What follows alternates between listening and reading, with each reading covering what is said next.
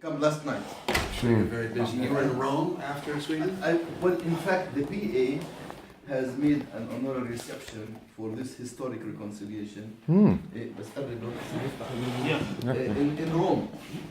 And so I mean, so I have been in Rome.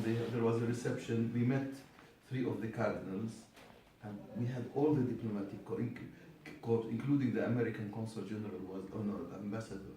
I mean, it was all ambassadors of. I mean, they really came and appreciated, mostly from Latin America and from the Arab countries, even Kuwait. The ambassador of Kuwait, she came, and they were really very much excited about it. So I mean, this was very a good move from the PA, that at least they appreciate what really this. I mean, it is really historical. I think, you know, in hindsight, it's really a historical meeting. Of course, it's a preparation of 50 years. It's not 1 year or 2 years. You know. We have started in 67 to dialogue with the Catholics. I mean, do you accept us as, you know, Lutherans? I mean, in fact, we are the ones who made the Protestant Reformation, and we are protesting against the Catholic Church. So, I mean, since that time until today, and what the Pope tells me and what other candidates tell me, it's the deepest dialogue between 2 churches, because we know this, it's the same theology, really. We have nuances, we have differences. So I mean, it was really important one. So when in 2010, I met Pope Benedict as the president of LWF, I raised 2 issues with him. Of course, among other issues, but I raised 2 issues. The first one was,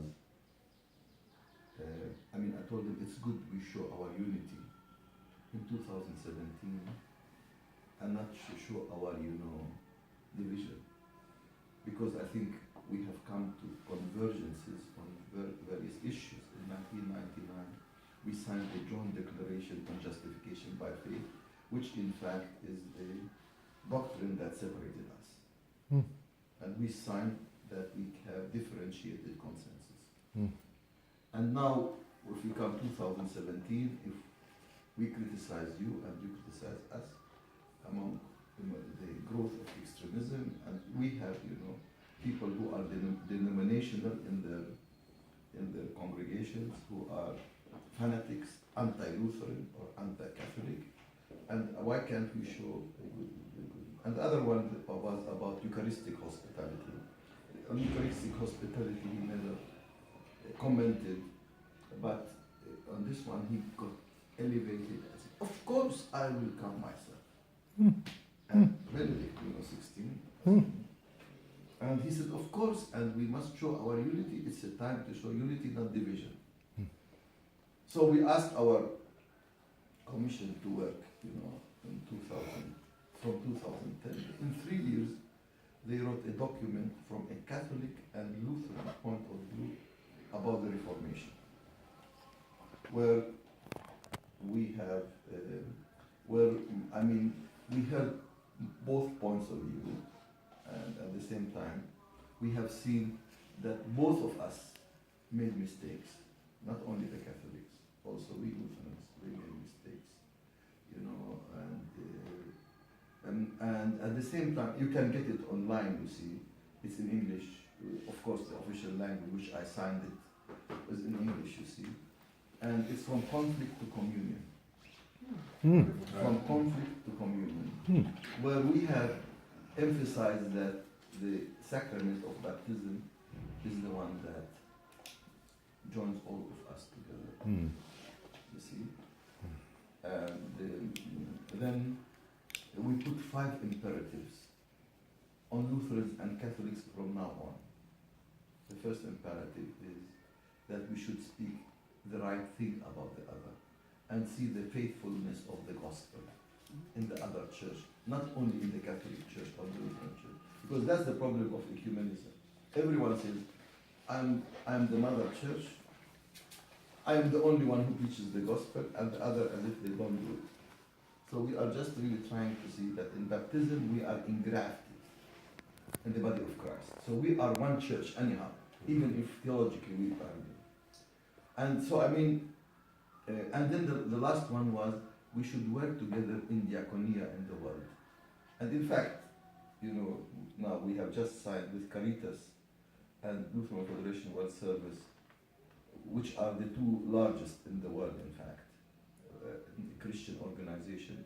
We signed agreement that we will work together from now on, wherever it's possible. And the agreement was signed in front of the Pope and myself. So I mean, this is so that's the reason. When in 2013, we started to speak with Pope Benedict, he was interested. We kept it secret. We were only 7 who knew it, because you know, even in church circles are the best circles for gossiping. So immediately they will say the Pope is coming, and then once they say, then the Vatican State will be angry that they didn't accept it, and so then he will not come. So we agreed that he will announce it. I knew it since 2 years, but he will announce it in January 2016 that he will be coming.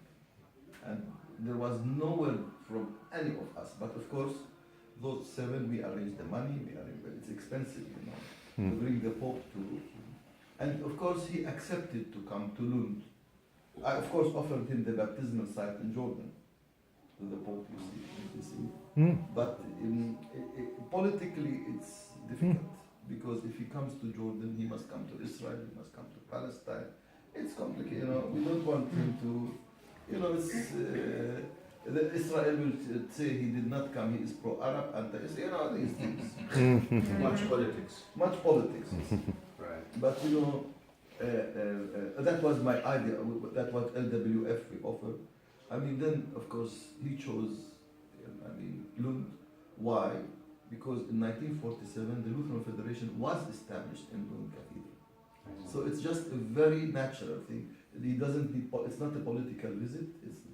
Now that's one. Secondly, we accepted, and that's the first time, which never exists in ecumenical, it's co-hosted event. It's the Pope and myself and the General Secretary are invited together. He is not coming to us, nor we to them. He is not coming to us to visit us in Sweden. We are together inviting. And of course, then we have really, we agreed on all details, and he said he is coming.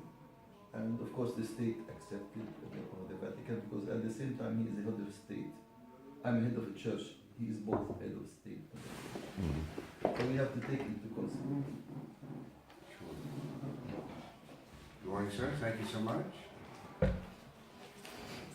And actually,